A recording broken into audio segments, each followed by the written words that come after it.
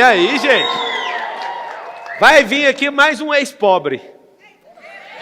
Dá uma animada ou não no brasileiro? Um ex-pobre que venceu na vida, um cara batalhador, um cara que eu chamo de amigo, que eu respeito, que sabe arrumar confusão e resolver confusão. Um cara de tecnologia, um cara que tem ajudado o brasileiro a empreender. Com uma salva de palmas, ele é o Thales Gomes! Vem cá, Thales Gomes! Aí sim. Thales Gomes é o nome dele. Aí, oi. Thales Gomes, a gente era da mesma turma, só que escola diferente, 37 anos. É isso aí, mano. Tem 37? 37, cara. Nasci em 87, interior de Minas Gerais. Que mês? Março, você acredita? Março. Dia 23 de Então, março. você é Você é de mais quando? velho que eu. De abril, pô. Ah, então você é muito novo. Que massa, cara, da mesma idade. Pois é, velho. E ambos viemos ali de uma origem parecida, né, Pablo? Sim. Eu sou de Carangola, de uma cidade de 37 mil habitantes.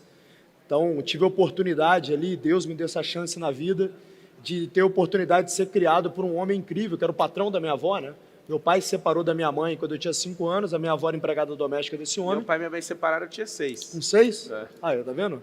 Agora só falta eu virar um dos homens mais influentes do Brasil também um dia, né? Você casar, você casou? Tô quase. Caso em junho. Falta 4 meninos. Pois é. Eu quero 5. Eu quero 5.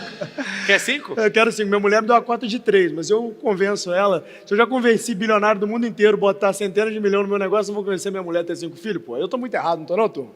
Tem que ajudar, né? Esse é Thales Gomes, ele tem um projeto que ele criou que ninguém dava nada. Aí depois que explodiu, eu conheci ele. Ele foi palestrar lá na... Você nem sabe disso, acho que nunca te falei. Você foi palestrar lá em Goiânia, no evento dos radicais empreendedores lá da Videira e tal, lembra? Na igreja eu lembro, pô.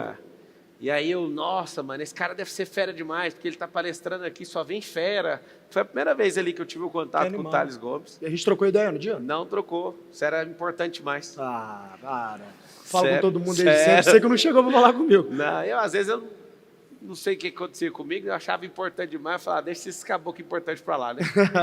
Mas foi o primeiro contato, alguns anos atrás que você foi lá, e eu queria que você respondesse sobre isso. Como é que foi a brilhante ideia? Veio de uma raiva, veio de um problema? Porque a maioria dos negócios que eu tenho promissores, eles vieram de um problema que eu tive com algum tipo de cliente, fornecedor, alguma situação, fui lá e criei. Cara, geralmente empreendedor faz isso, né? Empreender nada mais é do que resolver problema. E aí, se você junta um grupo de pessoas apaixonadas por esse problema, apaixonadas pela solução, eventualmente você consegue construir um produto. Lá em 2011, 4% da população brasileira tinha smartphone, então era um mercado muito incipiente que ninguém acreditava.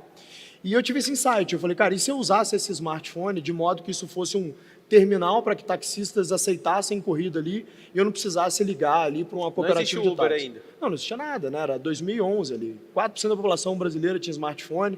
Basicamente, ninguém no mundo usava smartphone. Se eu não me engano, o iPhone foi lançado em 2007, 2008, 2009, sei lá. Sabe? Era muito recente tudo isso. E aí eu tive essa ideia de juntar esses caras, né? O taxista e o cliente, usando ali smartphone para um se conectar com o outro. E quando eu apresentei essa ideia para o investidor, na verdade, o grupo de investidores que estavam lá, donos de fundo, falaram, olha, se esse negócio fosse bom mesmo, já estava bombando nos Estados Unidos. Então quer dizer que não está na hora desse negócio. Uau, você ouviu isso? Ouvi isso dos caras. E a real é o seguinte, você tem que ser maluco o suficiente para se enveredar em algo muito inovador, porque a linha entre construir algo de sucesso ou uma falha tremenda, ela é muito tênue, porque é muito inovador. E ideia extremamente inovadora, geralmente, todo mundo vai falar que é muito ruim. Só você e os seus sócios eventualmente acreditam que essa é uma ideia muito boa. E a verdade é que a grande maioria das ideias muito inovadoras geralmente são muito ruins e não dão em nada, ou porque estão no time errado, ou porque o produto não foi construído da forma certa. Então, você ter a coragem e a disciplina de se enveredar por esse caminho e se manter ali por alguns anos até que o negócio de fato dê certo, isso custa muito para a sua vida, principalmente quando você está no início do ano. Né? Chegou a desanimar quando a galera falava? Claro, pô. Eu tinha 22 para 23 anos. Eu morava na favela do Santa Amaro, no Rio de Janeiro. E aí eu vou fazer esse negócio. Todas as rendas que eu tinha, eu saí do meu emprego e peguei, cara, a reservazinha de capital que eu tinha, que era basicamente um carro velho, vendi o carro e falei, beleza, eu tenho 6 meses para fazer isso funcionar. Se não der, acabou. Eu estou endividado e aí eu vejo o que eu faço na minha vida. Por muito tempo o negócio não tracionava, Paulo, porque era muito incipiente o mercado. Eu cheguei a ter menos de 2 meses de caixa. Até que a Rocket, que é um fundo alemão gigante, veio e ofereceu comprar minha companhia primeiro, que geralmente eles só compram. Eu falei, eu não vou vender. Se o cara sai lá da Alemanha para poder tentar comprar minha companhia, que esse negócio vale alguma coisa. Eu falei, vocês investem na companhia. E aí, conversa vai, conversa vem, assunto longo, eles toparam investir. Vou te dar um paralelo aqui, Pablo. O Series A, que é a primeira rodada de capital institucional de uma companhia de tecnologia, hoje no Brasil, geralmente é uns 50 milhões de reais. Naquela época, um Series A era 500 mil reais. Eu captei, cara, com um dólar a 2,5, 10 milhões de reais na primeira rodada, Uau. que era 20 vezes um Series A. Ou seja, proporcionalmente, seria como se hoje eu estivesse captando R$1 bilhão. E você já tinha base de clientes girando? Ou tava... Tinha base de clientes, estava rodando, o software era muito bom. E a real é que eu descobri depois que a Rocket tinha tentado fazer esse negócio, não tinha conseguido, que o nosso software realmente era muito bom. O meu sócio, o Márcio e o Vini, que eram os engenheiros que programavam, os caras são gênios.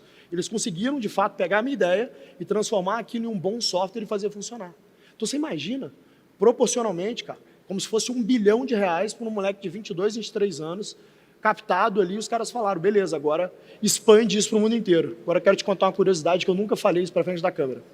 Quando eu sentei na frente do Oliver Samwer, que é um dos caras mais ricos do mundo, um bilionário alemão, o criador da Rocket, ele virou para mim e falou assim, você está pronto para ser o CEO dessa companhia?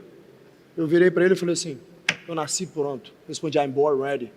Quando você está nesses momentos decisivos da vida, esses caras querem te testar, sabe? Assim, hoje você está nessa posição, eu também, graças a Deus, então a gente testa as pessoas. Esse cara estava me testando, mas eu não tinha a convicção que ele estava me testando. É que, na real, eu realmente me sentia pronto para aquele desafio. Mas sabe o que eu fiz? Quando eu saí ali daquela sala, eu abri o Google e escrevi no Google assim, o que faz um CEO? Porque eu não tinha a menor ideia, pô, o que faz um CEO? Sabe, sei lá, sair de Carangola, bicho, parar na favela de Santa Amaro, tá pronto para ser o CEO. Agora, outra coisa que passava na minha cabeça, turma, era o seguinte, cara, eu saio lá de Carangola, crio um negócio dentro da favela de Santa Amaro. Eu vou chegar para frente desse gringo e falar que eu não sei o que é ser CEO? É ruim, eu vou falar que, pô, como se eu tivesse sido CEO a vida inteira. E aí, cara, foi quando eu comecei a conhecer a turma, inclusive meu atual sócio, o Nardon, ele era investido pela Rocket também, e era um dos caras que eu sentava e conversava, falava, Nardon, e aí, cara, o que eu faço como CEO? Qual que é o trabalho de um CEO? O que eu tenho que fazer? E dessa história a gente expandiu a companhia para 35 países, 4 continentes, avaliou a companhia mais de R$1 bilhão e foi uma boa história. Né? Você teve uma ideia embrionária, testou, rompendo barreiras absurdas, foi comprado, teve um investimento e foi comprado depois desse investimento. E a empresa virou uma empresa de nível global. Exato. Você que é um cara que veio de favela, acabou de explicar aqui que o cara falou, você está pronto para ser CEO? O cara não sabia o que era ser CEO. Exato. Por isso que você tem que estar nos lugares certos, peitando os problemas certos. Quais são os problemas certos? Os que você não dá conta de resolver. Perfeito. Os desafios e os problemas que vão te fazer crescer são aqueles que você ainda não tem a solução. Porque se tem a solução, você vai ser mal pago para resolver eles. Fato. Então temos que criar problemas que não têm a solução. Tem um fato interessante antes de você responder. O Albert Einstein, ele escrevia as teorias, ele não era o cara que provava as teorias. E até hoje tem teoria do Einstein que não foi desvendada. Só que ele falava, isso não é problema meu, eu quero é ver como é que o Sol está aqui, como é que a Terra gira, e então a fórmula é essa. E tem fórmula até hoje que ninguém testou. Não dá para testar ainda com a capacidade que as pessoas estão na busca hoje, né? A gente tem que amadurecer um pouco para rodar as ideias do cara. Olha que loucura. Esse cara viu algo. 4%, vou esquecer disso nunca mais, 4% do Brasil tinha smartphone, esse não era um aplicativo que tinha outro lugar para ele copiar para ir mais rápido, e aí chega alguém da Alemanha que deu errado e não conseguiu fazer, ele conseguiu rodar tudo aqui e conseguiu fazer esse negócio chamado Exit, que é criar um negócio do zero, gerar valor nesse negócio, atrair investimento, maximizar esse negócio e sair com a coroa. Se você puder falar de valor, o que você teve que fazer e como funciona, para a gente ensinar o povo brasileiro. Porque eu acredito que você, Thales, você e seu grupo ali no G4, tem ensinado a mudar o perfil do empreendedorismo brasileiro. Essa é a ideia, Paulo. E isso é muito bom. Eu fico muito animado de ver você fazendo isso. Obrigado, cara. Essa é a ideia, porque, na verdade, a única mola propulsora de crescimento econômico de longo prazo de um país é o empreendedorismo, que é o empreendedor que gera emprego, é o empreendedor que cria valor para a sociedade. O Estado, na verdade, ele muito mais atrapalha do que ajuda. Eu sei que a gente discorda nesse ponto, mas essa é a minha visão.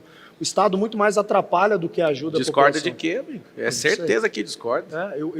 Eu acho é certeza que mais concordo, malefício do que benefício. Não, do jeito que é operado. Exato. Se você colocar pessoas como você na política, aí o Estado pode até ajudar. É por isso que eu queria muito que você estivesse lá. E por isso que você também vai. É um eu não desafio. vou, mas eu quero estar te apoiando. Te apoiando, Pablo. Cara, Caras deixa eu te como falar, você eu mudam te o agradeço Brasil. pelo apoio, mas eu não vou ficar lá para sempre, não. Eu acredito que é filantropia.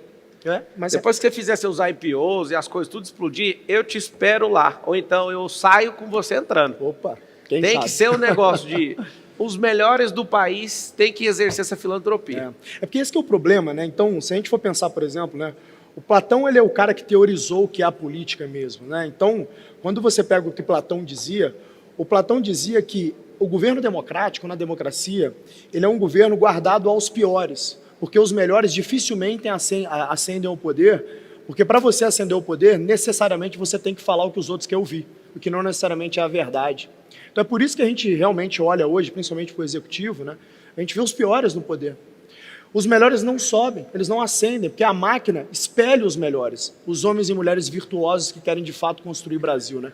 Isso me afasta um pouco da política. Eu prefiro achar pessoas que eu acho boas, como você, e suportar como eu te suportei, no background, ali tentando ajudar, tentando dar ideias, tentando apresentar para as pessoas, porque eu acho que eu tenho muito mais valor aqui na indústria privada hoje, sabe? Fazendo o que eu sei fazer, que é gerar emprego, ajudar outras pessoas também a gerar emprego. E o G4 ele tem esse propósito, né? Fazer um Brasil mais empreendedor, porque, de novo, a única mola propulsora de crescimento econômico de um país é o empreendedorismo.